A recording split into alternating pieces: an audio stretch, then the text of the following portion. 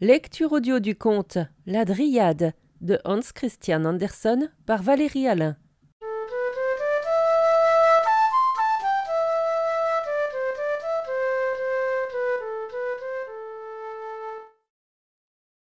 Nous partons pour l'exposition de Paris. Nous y voilà. Ce fut un vol rapide sans la moindre magie. Nous avons été à la vapeur en bateau et sur terre. Notre temps, c'est l'ère du conte. Nous sommes en plein Paris, dans un grand hôtel. Des fleurs ornent l'escalier jusqu'en haut. Un tapis moelleux couvre les marches. Notre chambre est agréable. La porte du balcon s'ouvre sur une grande place. Le printemps y est installé. Il est venu à Paris en voiture. Il s'est trouvé là en même temps que nous. Il est arrivé sous la forme d'un grand marronnier au fin feuillage à peine éclos. Comme il est vêtu de son charme printanier bien mieux que les autres arbres de la place. L'un d'eux ne compte plus du tout au nombre des arbres vivants et gît déraciné sur le sol où on l'a jeté. À l'endroit où il se dressait, le nouveau marronnier va maintenant être planté et poussé. Il est encore placé, droit et haut, sur le lourd tombereau qu'il a, ce matin, amené à Paris, de la campagne, à de nombreuses lieues d'ici. Pendant des années, il est resté là, tout à côté d'un chêne vénérable, sous lequel venait souvent s'asseoir le bon vieux prêtre qui contait des histoires aux enfants attentifs. Le jeune marronnier écoutait aussi. La Dryade qui était en lui était encore enfant. Elle se rappelait le temps où l'arbre était si petit qu'il ne dépassait guère les hautes herbes et les fougères. Elle était alors aussi grande qu'elle pouvait l'être. Mais l'arbre crut et s'éleva chaque année, eut mal air et la lumière du soleil, reçut la pluie et la rosée, et fut, il le fallait bien, ballotté et secoué par la violence des vents. Cela faisait partie de l'éducation. La Dryade était heureuse de vivre, elle aimait l'éclat du jour et le chant des oiseaux. Mais ce qui lui plaisait surtout, c'était la voix des hommes. Elle comprenait leur langage aussi bien que celui des animaux. Papillons, libellules, mouches, tout ce qui s'est volé venait en visite. Tout ce monde potinait. On bavardait sur le village, les vignobles, la forêt, le vieux château et son parc, avec ses douves et ses étangs.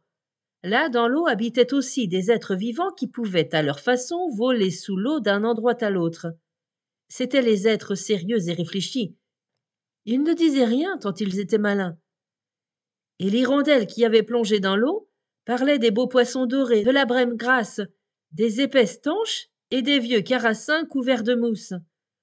L'hirondelle savait fort bien décrire, mais on voit beaucoup mieux soi-même, disait-elle. Et comment la Dryade pouvait-elle jamais avoir l'occasion de voir ces êtres-là? Elle devait se contenter de contempler le merveilleux paysage et d'observer l'activité laborieuse des hommes. C'était agréable, mais c'était surtout charmant lorsque le vieux prêtre se tenait sous le chêne et parlait de la France, des exploits d'hommes et de femmes dont les noms étaient cités avec admiration au cours des temps. La Dryade entendit parler de la bergère Jeanne d'Arc, de Charlotte Corday, et de temps très anciens, de l'époque de Henri IV et de Napoléon Ier, et, jusqu'à l'heure actuelle, de grandeur et d'excellence. Elle entendit des noms dont chacun éveillait une résonance au cœur du peuple.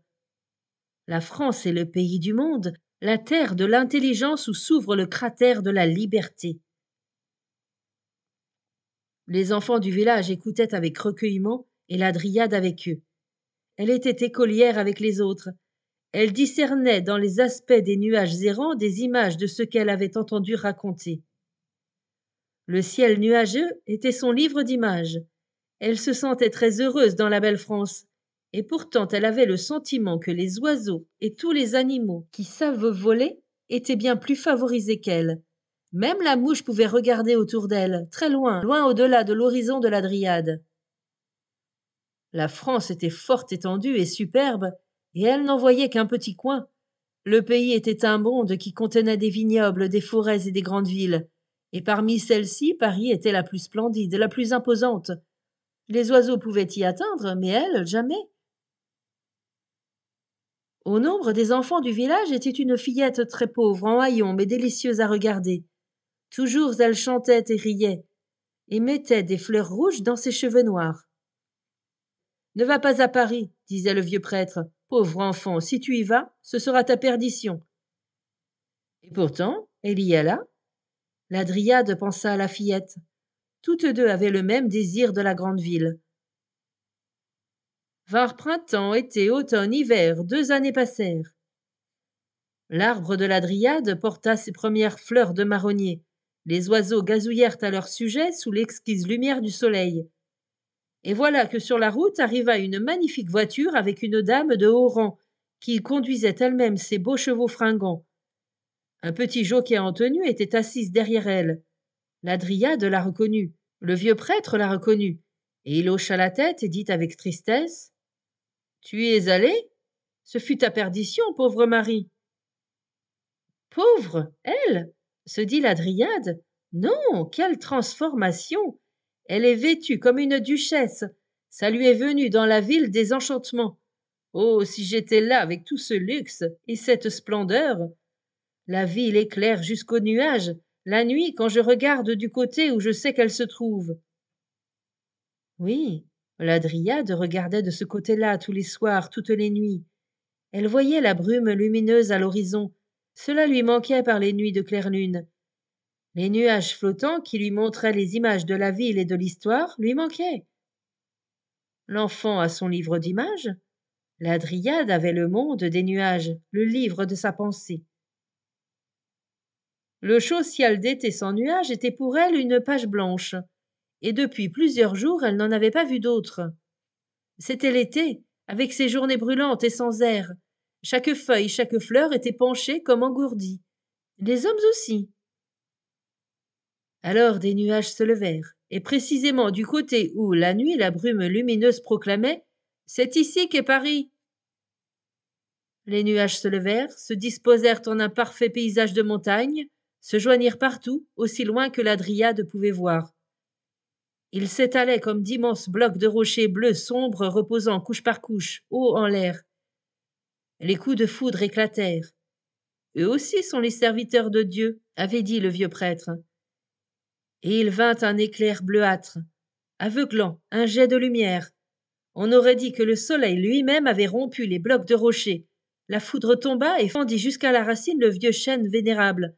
Sa cime fut lacérée, son tronc se disloqua, il s'écroula, comme s'il s'éployait pour embrasser le messager de la lumière. Aucun canon de bronze n'est capable de retentir dans l'air et à travers le pays à la naissance d'un enfant royal, comme ici le tonnerre au décès du vieux chêne. La pluie se déversa à torrents. Un vent rafraîchissant souffla. L'orage était passé. On eut un radieux temps de dimanche.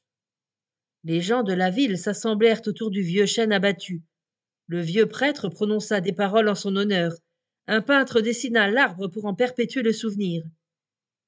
Tout s'en va, pensa la Dryade, s'en va comme le nuage, pour ne plus revenir. Le vieux prêtre ne revint plus, puisque le toit de son école avait été renversé et que sa chaire avait disparu. Les enfants ne se montrèrent plus ici, mais l'automne y parut, et puis l'hiver et aussi le printemps, et au cours des saisons, la Dryade regarda du côté où chaque soir et chaque nuit, à l'horizon lointain, Paris brillait comme une brume lumineuse.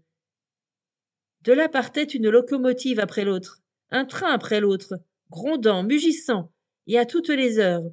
Le soir et au milieu de la nuit, et le matin, et toute la journée arrivaient les trains grouillant de gens de toutes les parties du monde. Une nouvelle merveille du monde les avait convoqués à Paris. Comment se manifestait cette merveille? Une fleur magnifique de l'art et de l'industrie, disait-il, a poussé sur le sable aride du champ de Mars. Un immense tournesol dont les pétales peuvent enseigner la géographie, la statistique, la technique, peuvent vous élever à l'art et à la poésie, vous apprendre les dimensions et l'importance des pays. Une fleur de conte, disaient d'autres, un lotus bigarré, qui étend sur le sable ses feuilles vertes, comme des tapis de velours poussés au commencement du printemps. L'été la verra dans toute sa splendeur, les orages de l'automne l'emporteront, il n'en restera ni feuilles ni racines. Devant l'école militaire s'étend l'arène de la guerre en temps de paix. Le champ sans herbe ni paille, fragments de plaine de sable découpés dans le désert africain, où la fée Morgane montre ses étranges châteaux aériens et ses jardins suspendus. Il se dressait maintenant sur le champ de Mars, plus magnifique, plus merveilleux, car le génie les avait fait réalité. Le château moderne d'Aladin est bâti, disait-on. De jour en jour, d'heure en heure, il déploie sa magnificence. L'infinité de ses salles resplendit de marbre et de couleurs. Le grand maître mécanique agite ses bras de fer et d'acier dans la vaste salle circulaire des machines. Des ouvrages d'art en métal, en pierre, en tissu, proclament la vie de l'esprit qui s'anime dans les pays du monde. Salles de peinture, luxe de fleurs, tout ce que l'esprit et la main peuvent créer dans l'atelier de l'artisan est ici offert au regard. Même les souvenirs antiques de vieux châteaux et de tourbières se sont donné rendez-vous ici. Le spectre bariolé d'une grandeur gigantesque doit être rapetissé, réduit à un joujou, afin qu'il puisse être rendu, conçu et vu dans son ensemble. Le champ de Mars portait comme une grande table de Noël un château d'Aladin de l'industrie et de l'art. Et partout sur cette table étaient disposés des bibelots de tous les pays, bibelots grandioses. Chaque nation avait un souvenir du chez-soi. Il y avait là le château royal de l'Égypte et le caravansérail du désert. Le bédouin sur son chameau, arrivé de son pays de soleil, vous croisait. Les écuries russes, aux splendides chevaux ardents des steppes, tenaient beaucoup de place. La petite maison paysanne danoise au toit de chaume, avec son Dannebrog, était à côté de la superbe maison d'Alecarlienne de Gustave Vasa, en bois sculpté. Des cabanes américaines, des cottages anglais, des pavillons français, des kiosques, des églises et des théâtres étaient bizarrement dispersés çà et là. Et, à travers tout cela, de frais gazons verts, de claires eaux courantes, des buissons en fleurs, des arbres rares, des serres, où l'on se croyait dans des forêts tropicales. De grands jardins de roses qui semblaient amenés de Damas resplendissaient sur leurs toits de verre. Quelle couleur, quel parfum! Des grottes artificielles à stalactiques, enfermant des eaux vives et des eaux salées, présentaient le spectacle du royaume des poissons. On était au fond de la mer, au milieu des poissons et des polypes. Tout cela, disait-il, le champ de Mars le contient et l'expose, et à travers cette vaste table de fête somptueusement servie circule, comme une fourmilière agitée, une foule des visiteurs à pied ou tirés dans de petites voitures, car toutes les jambes ne sont pas capables d'une promenade si fatigante. Les gens arrivent depuis le matin de bonne heure jusque tard le soir, vapeur sur vapeur, tous surchargés de monde, glissent, descendent de la Seine. Le nombre des voitures va constamment croissant. L'afflux des gens à pied et à cheval va croissant. Tramways et omnibus sont pleins, bondés. Tous les courants se dirigent vers ce but, l'exposition de Paris. Toutes les entrées sont décorées de drapeaux français. Les bâtiments bazars des pays tout autour sont pavoisés de drapeaux de toutes les nations. La salle des machines gronde et mugit. Des tours résonnent la mélodie des jeux de cloches. L'orgue joue à l'intérieur des églises. Des chants rauques nasillards s'y mêlent, provenant des cafés orientaux. C'est comme un empire de Babel, une merveille du monde. Oui, c'était bien ainsi. Et c'est ainsi qu'on en parlait. Qui ne l'entendait dire? La Dryade savait tout ce qui est ici rapporté sur la nouvelle merveille dans la ville des villes.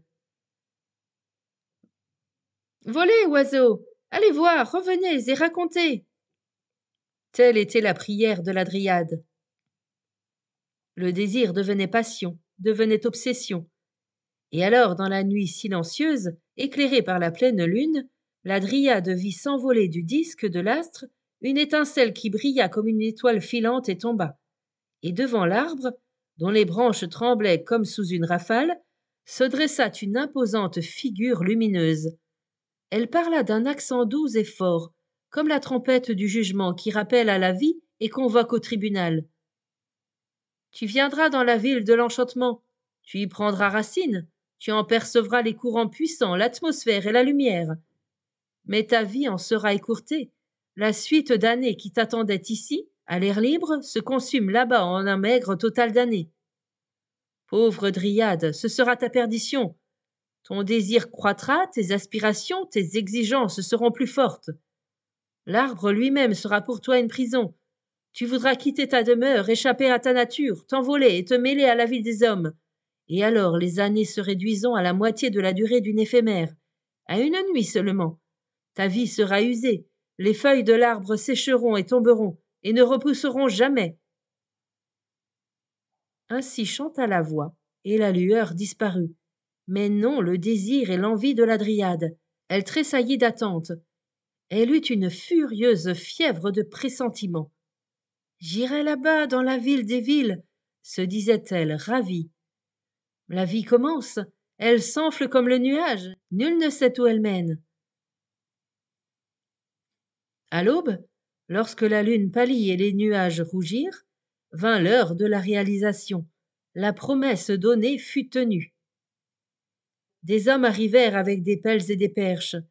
Ils creusèrent autour des racines de l'arbre profondément et en dessous. Un tombereau fut avancé, tiré par des chevaux. L'arbre, avec ses racines et la masse de terre qu'elle retenait, fut soulevé, enveloppé de paillassons, qui lui firent une chaude chancelière, et fut ainsi placé dans le tombereau, solidement attaché. Il devait aller à Paris, y pousser et y demeurer, dans la grande cité de la France, la ville des villes. Les branches et les feuilles du marronnier tremblèrent au premier moment de la mise en marche. La dryade tremblait des délices de l'attente. En route, disait chaque battement de son pouls. En route, en route. Ces mots sonnaient, frémissants. La dryade oublia de dire adieu à son pays natal, aux tiges ballottées des graminées et aux innocentes pâquerettes qui l'avaient admirée, comme une grande dame du jardin de Notre-Seigneur, une jeune princesse qui jouait à la bergère dans la campagne. Le marronnier, sur le tombereau, saluait avec ses branches. Cela voulait dire adieu ou en route. La dryade n'en savait rien. Elle pensait aux merveilles nouvelles, et pourtant connues d'avance, qui allaient se dérouler. Elle en rêvait. Jamais cœur d'enfant débordant de joie naïve, jamais sensibilité tumultueuse ne se sont mises en route pour Paris avec une pensée aussi tendue que la sienne. Adieu devint en route, en route. Les roues de la voiture tournèrent. Ce qui était loin se rapprocha, fut dépassé.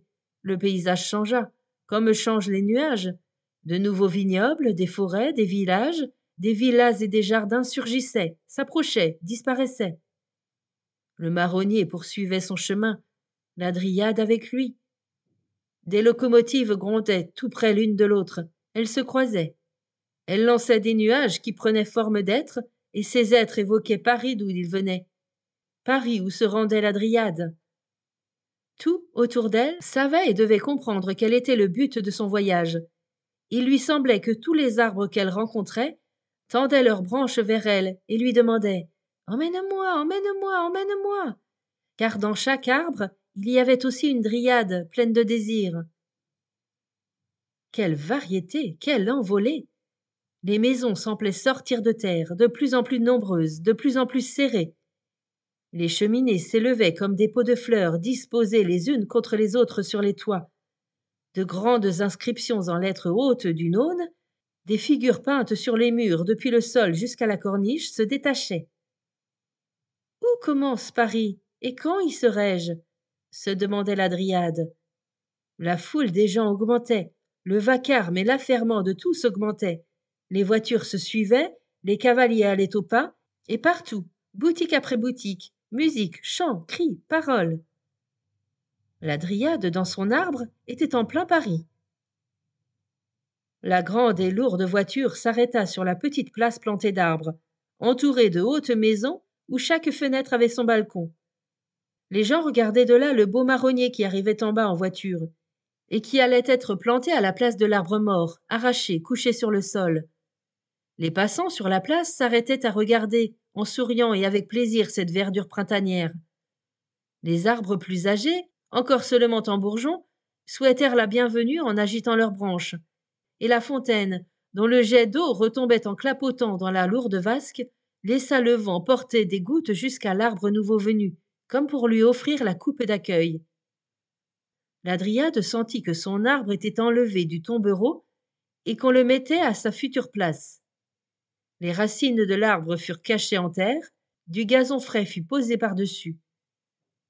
Des buissons fleuris et des pots de fleurs furent plantés contre l'arbre. Cela fit tout un petit jardin au milieu de la place. L'arbre mort et arraché, tué par le gaz, les relents de victuailles et toute l'atmosphère urbaine, étouffante pour les plantes, fut chargé sur la voiture et emporté. La foule regardait ce spectacle. Jeunes et vieux, assis sur le banc dans la verdure, regardaient en l'air à travers le feuillage de l'arbre. Et nous qui racontons cette histoire, nous étions sur le balcon. Nous voyions d'en haut ce jeune printemps venu de l'air pur de la campagne, et nous disions, comme l'aurait dit le vieux prêtre, pauvre Dryade. Oh, que je suis heureuse, se disait la Dryade, et pourtant je ne sais ce qu'il y a, ni ce que j'éprouve. Tout est comme je l'avais pensé, et tout de même pas comme je le pensais. Les maisons étaient hautes et toutes proches. Le soleil ne brillait que sur un mur, et ce mur était barbouillé d'affiches et d'écriteaux devant lesquels les gens se tenaient immobiles et serrés. Des voitures couraient, lourdes ou légères, des omnibus tous bondés, maisons roulantes circulaient, rapides. Des cavaliers allaient bon train, des charrettes et des voitures de maître voulaient en faire autant. Et la Dryade songeait: est-ce que ces maisons qui ont poussé si haut et qui sont si près ne vont pas aussi s'éloigner, changer de figure, comme peuvent le faire les nuages du ciel, et glisser de côté de façon que l'on puisse voir Paris et l'espace au-delà? Notre-Dame devrait se montrer, et la colonne Vendôme, et la merveille qui m'avait attiré ici, et attiré tant d'étrangers. Les maisons ne bougèrent pas. Il faisait jour encore lorsque furent allumés les réverbères. Les lampes à gaz des boutiques éclairaient jusqu'aux branches des arbres. On aurait dit l'éclat du soleil d'été. Les étoiles parurent au ciel, les mêmes que la Dryade avait vues dans son pays natal. Elle crut percevoir un souffle de là-bas, pur et doux. Tout son être palpitait jusque dans chaque feuille de l'arbre et jusqu'à l'extrême pointe de ses racines. Elle était saisie par le monde vivant des hommes, considérée avec des yeux bienveillants. Tout autour régnait le vacarme et les musiques, les couleurs et les lumières. Dans la rue voisine résonnèrent les mélodies dansantes d'instruments à vent et d'orgues de barbarie. Eh bien, dansons, dansons! C'était une invite à la joie, à la jouissance de la vie. À ces accords, les gens, les chevaux, les voitures, les arbres et les maisons auraient été obligés de danser s'ils l'avaient pu. Une joie enivrante souleva la poitrine de la Dryade. Avec enthousiasme, elle cria: quel bonheur! Je suis à Paris! Le reste de la journée, la nuit suivante, puis le jour d'après, ce fut le même spectacle, le même mouvement, la même vie variée, et pourtant toujours pareille. Je connais maintenant tous les arbres, toutes les fleurs ici sur la place. Je connais toutes les maisons, les balcons et les boutiques de ce petit coin étroit où je suis placé, qui me cache la grande ville. Où sont les arcs de triomphe, les boulevards et la merveille du monde?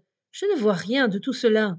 Je suis enfermé comme dans une cage entre ces hautes maisons que maintenant je sais par cœur avec leurs écriteaux, leurs affiches, leurs enseignes, toutes ces friandises alléchantes qui ne me plaisent plus. Où donc est tout ce dont j'ai entendu parler, que j'ai désiré voir et qui m'attirait ici? Qu'ai-je gagné? Qu'ai-je trouvé? Je soupire comme auparavant, je pressens une vie qu'il me faut saisir et que je dois vivre. Il faut que j'entre au nombre des vivants, que j'y prenne mes ébats, que je m'envole, comme les oiseaux, que je voie et sente, que je devienne un véritable être humain, que j'ai à moi une demi-journée de vie, au lieu d'années à passer dans la fatigue et l'ennui quotidien où je languis, souffre, tombe comme le brouillard des prés et succombe. Je veux briller comme le nuage, briller au soleil de la vie, étendre mon regard sur tout l'ensemble, comme le nuage, circuler comme lui, nul ne sait tout. Et ce soupir de la Dryade devient une prière. Prenez les années que j'ai à vivre, donnez-moi la moitié de la durée de l'éphémère, délivrez-moi de ma prison, donnez-moi vie humaine et bonheur humain pendant un court moment, rien que cette nuit s'il le faut, et punissez-moi ensuite de mon audace et de mon ardeur. Supprimez-moi, que mon enveloppe, le frais jeune arbre périsse, soit abattu, devienne cendre, soit emporté par le vent. Les branches de l'arbre frémirent, elles éprouvèrent comme un chatouillement, toutes les feuilles tremblèrent, comme si quelque feu les traversait ou en émanait. La frondaison s'agita comme sous une bourrasque, et en son milieu surgit une figure de femme, la Dryade elle-même. Elle se tenait sous les branches feuillues, illuminée par le gaz, jeune et charmante comme la pauvre Marie, à qui on avait dit « La grande ville sera ta perdition ». La Dryade était assise au pied de l'arbre, à la porte de sa maison qu'elle avait fermée, et dont elle avait jeté la clé, si jeune et si charmante.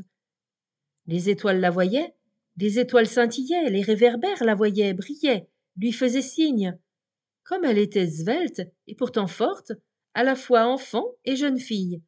Son costume était soyeux, vert comme les feuilles fraîches de l'arbre. Dans ses cheveux couleur de marron était attachée une fleur de marronnier demi-éclose. Elle semblait la déesse du printemps. Un court instant, elle resta immobile, puis elle bondit et, avec une agilité de gazelle, s'élança, fut au coin de la place. Elle courait, elle sautait comme la lueur du miroir que l'on expose au soleil, la lueur projetée à chaque mouvement, tantôt ici, tantôt là. Et si l'on y avait bien regardé, si l'on avait pu voir ce qu'il y avait à voir, quelle merveille! À chaque endroit où elle s'arrêtait un moment, son vêtement et tout son aspect se transformaient selon la particularité du lieu, de la maison dont la lumière l'éclairait. Elle atteignit le boulevard. Un océan de lumière s'y déversait. Les flammes de gaz des réverbères, des boutiques et des cafés. Les arbres, élancés et jeunes, y étaient par rangées. Chacun protégeait sa Dryade comme les rayons de ce soleil artificiel. Tout le trottoir qui n'en finissait plus était comme une immense salle de réception. Des tables y étaient servies avec toutes sortes de rafraîchissements, depuis le champagne et la chartreuse jusqu'au café et à la bière.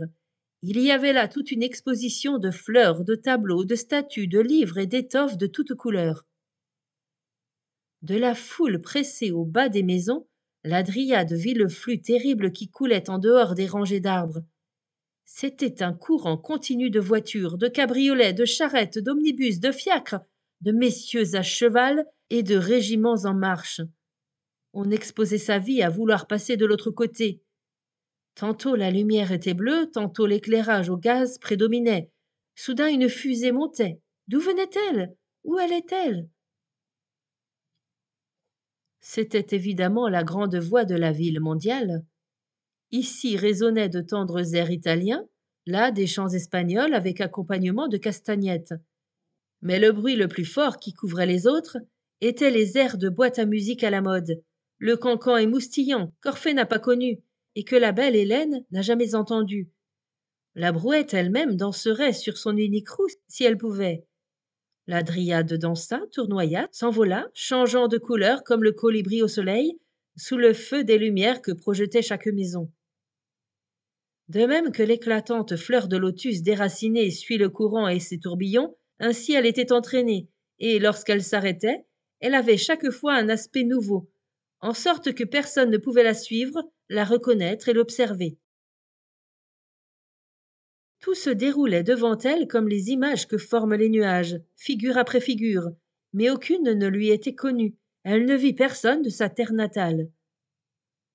Dans sa pensée brillaient deux yeux rayonnants. Elle songeait à Marie, la pauvre Marie, la joyeuse enfant en guenille avec la fleur rouge dans ses cheveux noirs.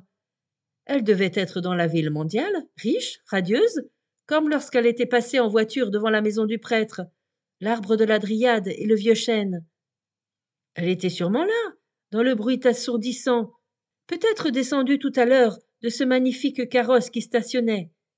De superbes voitures avec des cochers galonnés et des laquais en bas de soie restaient là. Les maîtres qui en sortaient étaient tous des femmes, des dames somptueusement habillées. Elles entraient par la grille ouverte et montaient le haut et large escalier qui menait à un bâtiment aux colonnes de marbre blanc. Était-ce là, peut-être, la merveille du monde? Marie, sûrement, y était. On y chantait Sancta Maria. Un parfum d'encens se répandait par vagues sous les hauts arceaux peints et dorés, où il y faisait assez sombre. C'était la Madeleine. Habillées de noir, des plus riches étoffes drapées à la dernière mode, les dames du monde s'avançaient ici sur le marbre poli. Les armes de chacune figuraient sur le fermoir d'argent de son livre de messe, relié de velours, et sur son fin mouchoir parfumé orné de précieuses dentelles de Bruxelles, Quelques-unes des femmes s'agenouillaient devant les autels pour dire une muette prière. D'autres allaient dans les confessionnaux. La Dryade eut un sentiment d'inquiétude et d'angoisse, comme si elle fût entrée dans un lieu où elle ne devait pas pénétrer. C'était la maison du silence, la grande salle des secrets. Tout y était chuchoté, confié sans bruit. La Dryade se voyait elle-même affublée de soie et d'un voile. Son allure ressemblait à celle de ces femmes de grande fortune et de haut rang. Chacune de ces femmes serait-elle un enfant plein de désirs comme elle? On entendit un soupir, douloureux et profond. Venait-il du réduit d'un confessionnal ou de la poitrine de la Dryade? Elle s'enveloppa plus étroitement dans son voile. Elle respirait l'encens de l'église et non l'air frais. L'endroit n'était pas celui de son désir. Partons, volons sans trêve, l'éphémère ne se repose pas, son vol est sa vie. Elle fut de nouveau dehors, sous d'éclatants candélabres de gaz, près de jets d'eau magnifiques. Tous les jets d'eau ne parviendront pas à laver tout le sang innocent qui a été répandu ici, a-t-on dit. Il y avait là des étrangers qui parlaient haut et avec animation, ainsi que nul n'osait le faire dans la grande salle des secrets d'où venait la Dryade. Une grande dalle de pierre fut tirée et soulevée. La Dryade n'y comprenait rien. Elle vit ouverte une entrée dans les profondeurs de la terre. Les gens descendirent, abandonnant l'air libre, la clarté des étoiles, les flammes de gaz brillantes comme le soleil, toute la vie animée. Ça me fait peur, dit une des femmes qui étaient là. Je n'ose pas descendre. D'ailleurs, je ne tiens pas à voir ces splendeurs-là. Reste avec moi. Et rentrons chez nous, dit le mari. Quitter Paris sans avoir vu ce qu'il y a de plus remarquable, la vraie merveille moderne, créée par l'intelligence et la volonté d'un homme unique? Je ne descends pas, répondit la femme. La merveille moderne, avait-on dit. La Dryade l'avait entendu, l'avait compris. Le but de son grand désir était atteint. Et c'était ici l'entrée. On allait dans les profondeurs, au-dessous de Paris. Elle n'avait pas imaginé cela, mais elle l'entendait. Elle voyait les étrangers descendre, et elle les suivit. L'escalier était en acier fondu et tournant, mais large et commode. Une seule lampe l'éclairait, et plus bas une seconde. On était dans un labyrinthe de salles voûtées qui se prolongeaient et se croisaient indéfiniment. On voyait là toutes les rues et avenues de Paris comme reproduits en une image terne. On en lisait les noms. Chaque maison d'en haut avait son numéro, sa racine qui perçait sur les trottoirs déserts, macadamisés, encadrant un large canal de boue qui coulait à grands flots. Au-dessus était amenée par des tuyaux l'eau fraîche courante, et à la voûte était accroché comme un réseau de tuyaux de gaz et de fils télégraphiques. Des lampes éclairaient de loin en loin et semblaient des reflets de la ville mondiale de là-haut. De temps en temps, on entendait de là un sourd grondement. C'étaient les lourds camions qui passaient au-dessus des escaliers de descente. Où était la Dryade? Vous avez entendu parler des catacombes. Elles ne sont qu'une partie insignifiante de ce nouveau monde souterrain. La merveille moderne. Les égouts de Paris. C'est là que se trouvait la Dryade, et non à l'exposition universelle du Champ de Mars. Elle entendait des cris d'étonnement et d'admiration. C'est ici, disait-on, que l'on procure aujourd'hui la santé et les années de vie à des milliers et des milliers de gens là-haut. Notre temps est le temps du progrès et de tous ses bienfaits. C'était là ce que pensaient et disaient les gens. Mais telle n'était pas la vie des êtres qui habitaient là et y étaient nés. Les rats. De la fente d'un vieux mur, ils se lamentaient très fort, et la Dryade les comprenait clairement. Un vieux rat à la queue coupée criait d'une voix perçante son ressentiment, sa douleur et son opinion décisive, et sa famille l'approuvait pleinement. Je suis écuré des miaulements humains. Propos d'ignorance. Ah, il fait bon ici maintenant, avec le gaz et le pétrole. Je ne mange pas de ça. Tout est si bien éclairé, si soigné aujourd'hui, qu'on a honte de soi-même, et on ne sait pas pourquoi on a honte. Que ne vivons-nous au temps des chandelles? Il n'y a pas si longtemps de ça, c'était une époque romantique, comme on dit. Qu'est-ce que tu racontes? Demanda la Dryade. Je ne t'ai encore jamais vue. De quoi parles-tu? Des jours charmants d'autrefois, dit le rat. Du temps délicieux du rat mon aïeul et de la rate mon aïeul. Dans ce temps-là, c'était une affaire de descendre ici. C'était un nid de rats bien plus important que tout Paris. Mère Peste y habitait. Elle tuait les hommes, mais jamais les rats. Des brigands et des filous y respiraient à leur aise. C'était un refuge pour des individus intéressants qu'on ne voit plus maintenant que dans les théâtres de mélodrames, là-haut. L'époque du romantisme est passée, même dans notre nid de rats. Nous avons aujourd'hui l'air frais et le pétrole. Ainsi se plaignaient les rats. Ils se plaignaient des temps nouveaux, en l'honneur des anciens et de Mère Peste. Une voiture était là, sorte d'omnibus ouvert, attelée de petits chevaux rapides. Les gens y montèrent et partirent à bonne allure vers le boulevard Sébastopol, celui qui était sous terre. Au-dessus, dans Paris, s'étendait la voie connue et encombrée. La voiture disparut dans la pénombre. La dryade disparut, soulevée par la clarté des flammes de gaz jusqu'à l'air libre. C'était là, et non en bas, dans l'enchevêtrement des voies voûtées et dans leur atmosphère étouffante, que pouvait se trouver la merveille du monde qu'elle cherchait au cours de sa brève nuit de vie. La merveille devait resplendir plus vivement que tous les becs de gaz, plus vivement que la lune qui se montrait à ce moment. Oui, certes, et elle l'aperçut là-bas. Elle brillait devant elle, éclatante, et lui faisait signe, comme l'étoile de Vénus au soleil. Elle vit une porte illuminée, ouverte sur un petit jardin plein de lumière et d'air de danse. Les feux de gaz, placés en bordure, éclairaient de petits lacs paisibles et des étangs, où des plantes aquatiques artificielles, découpées dans des feuilles de fer-blanc recourbées et peintes, s'étalaient dans ces flots de lumière et lançaient des jets d'eau d'une aune jaillis de leurs corolles. De beaux saules pleureurs, vrais saules pleureurs du printemps, ceux-là, laissaient tomber leurs branches fraîches comme un voile vert transparent, et qui cachent tout de même. Ici, au milieu des bosquets, brûlait un feu dont l'éclat rouge enveloppait les petites tonnelles muettes, mi-obscures, où pénétraient les accords d'une musique insinuante, excitante, affolante, qui vous fouettait le sang dans tous les membres. La dryade vit de jeunes femmes, jolies, en costume de fête, au sourire ingénu, l'esprit riant et léger. Telle que Marie, une rose dans les cheveux, mais sans voiture ni jockey. Comme elles étaient ondoyantes, lorsqu'elles tournoyaient dans leur danse fougueuse, et quelles pirouettes! Comme piquées de la tarentule, elles sautaient, elles riaient, heureuses à embrasser le monde entier. La dryade se sentit emporter dans la danse. À ses petits pieds délicats, elle avait des souliers de soie marron, comme le ruban qui, de ses cheveux, tombait en voltigeant sur ses épaules découvertes. Sa robe de soie verte flottait en grandes ondulations. Elle ne cachait pas sa jambe bien faite aux jolis pieds qui semblaient vouloir décrire un cercle magique devant la tête du jeune danseur. Était-elle dans le jardin enchanté d'Armide? Comment s'appelait cet endroit? Le nom brillait dehors en flammes de gaz. Mabille. Musique et battements de mains, fusées et murmures d'eau accompagnaient le bruit du champagne des bouchées.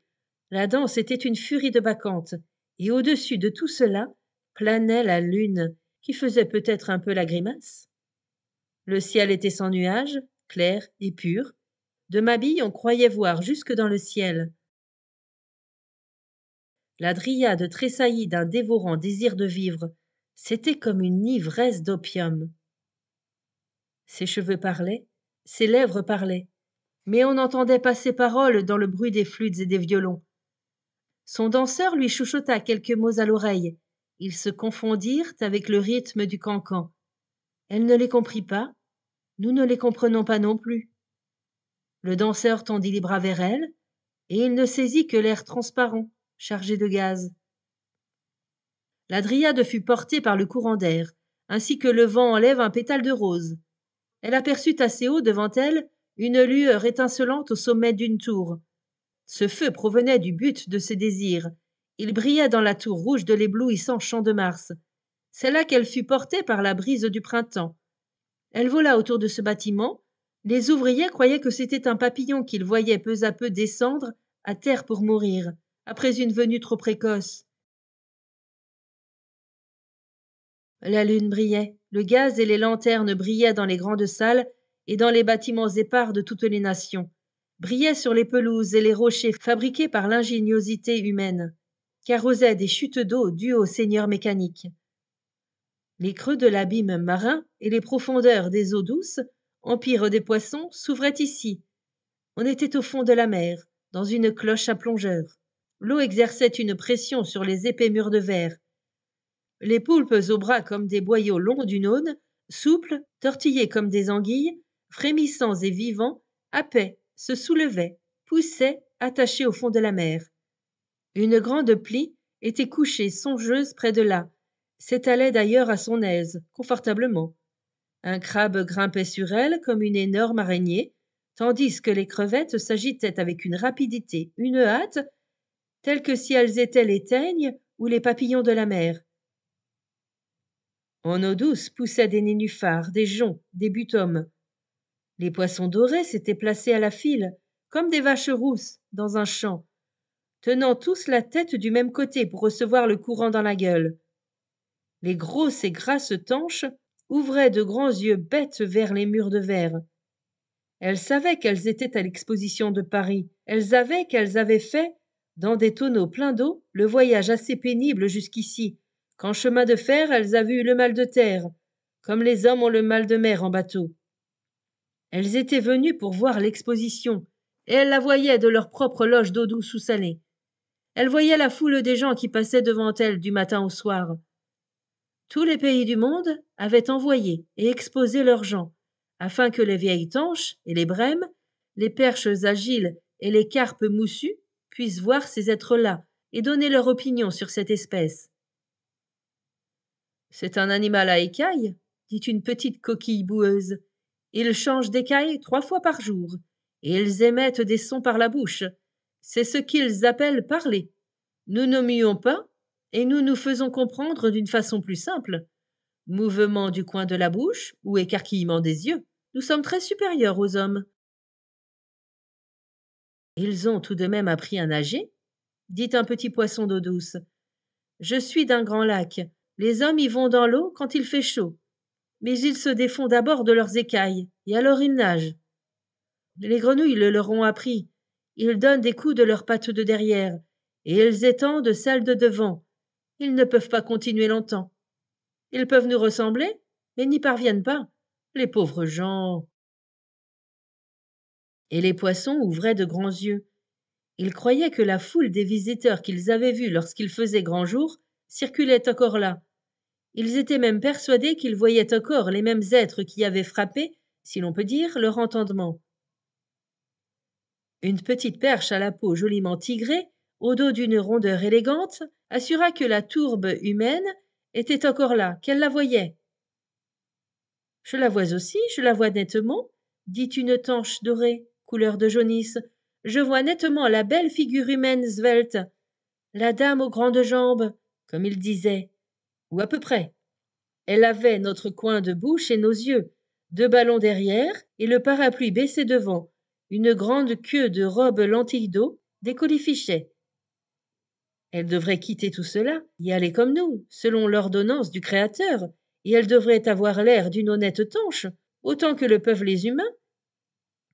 Qu'est-il devenu, celui qui était à la ligne, l'homme que l'on tirait? Il était en fauteuil roulant, assis avec papier, encre et plume. Il écrivait tout, notait tout. Qu'est-ce qu'il était? On l'appelait écrivain. Il est encore, dit une carpe moussue virginale, dont la gorge avait souffert, en sorte qu'elle était enrouée. Un jour, elle avait avalé un hameçon qui lui était resté dans le cou. Écrivain, dit-elle, c'est, pour parler clair, en langage poisson, une sorte de seiche parmi les hommes. Ainsi causaient les poissons à leur manière, et au milieu de la grotte artificielle qui soutenait l'eau résonnaient les coups de marteau et les chants des ouvriers qui devaient travailler aussi la nuit pour que tout fût bientôt achevé. Ils chantaient dans le rêve de la nuit d'été de la Dryade.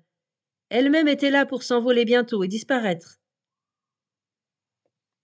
Voilà les poissons dorés, dit-elle. J'ai donc pu vous voir tout de même?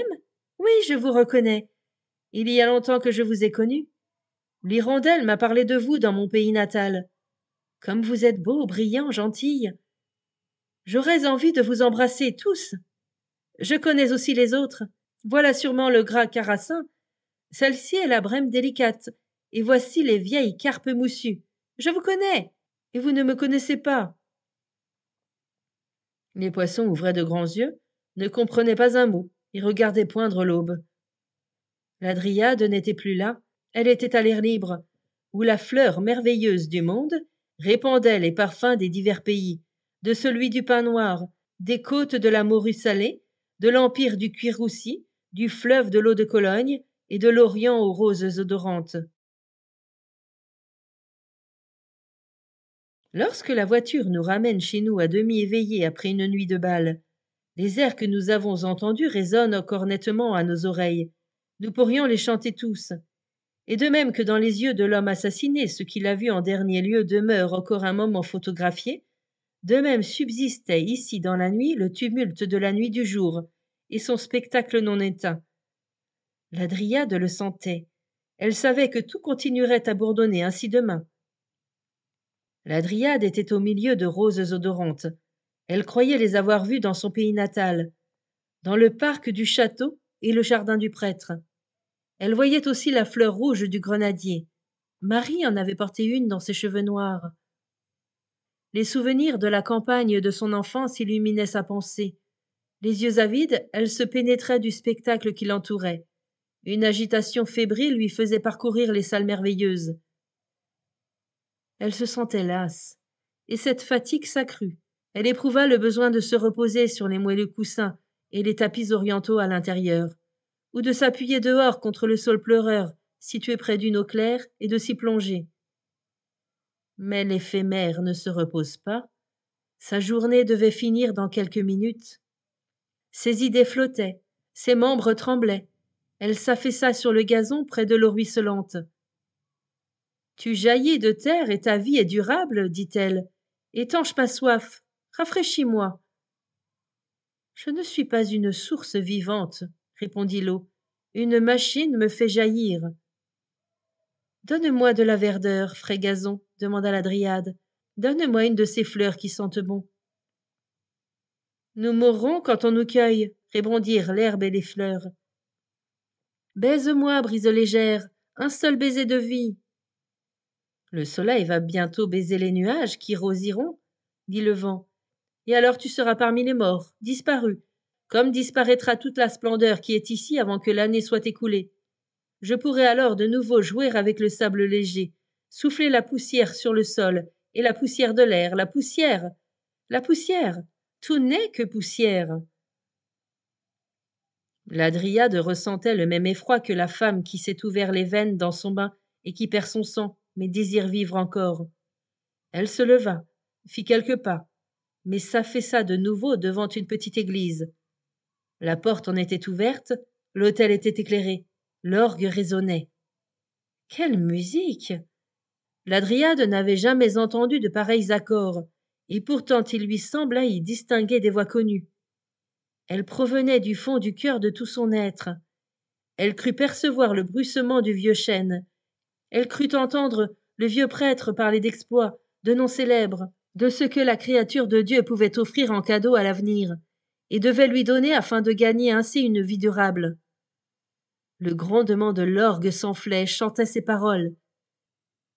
L'ardeur de ton désir t'a déraciné de la place assignée par Dieu. Ce fut ta perdition, pauvre dryade. Les accords de l'orgue, tendres et doux, semblaient pleurer et se perdirent dans les larmes. Au ciel, les nuages rosirent, le vent souffla et chanta. Envolez-vous, ô morts, le soleil se lève. Le premier rayon tomba sur la dryade. Tout son être brilla, luisant de couleurs diverses, comme la bulle de savon au moment d'éclater, de devenir une goutte, une larme, qui tombe à terre et disparaît. Pauvre dryade, une goutte de rosée, une larme, plus rien. Le soleil brillait sur la fantasmagorie du champ de Mars, brillait sur le Grand Paris, et sur la petite place, plantée d'arbres, où le jet d'eau clapotait entre les hautes maisons, et où se trouvait le marronnier, les branches pendantes et les feuilles fanées. Lui, qui, hier encore, se dressait avec une fraîcheur printanière. Il avait péri, disait-on. La Dryade avait péri. En allait comme le nuage, nul ne sait où. Sur le sol gisait une fleur de marronnier flétrie, brisée. L'eau bénite de l'église ne parvint pas à la ranimer. Les gens ne tardèrent pas à la fouler aux pieds. Tout cela est arrivé, a été vécu. Nous l'avons vu nous-mêmes pendant l'exposition de Paris en 1867. De notre temps, en ce grand, ce merveilleux temps du conte.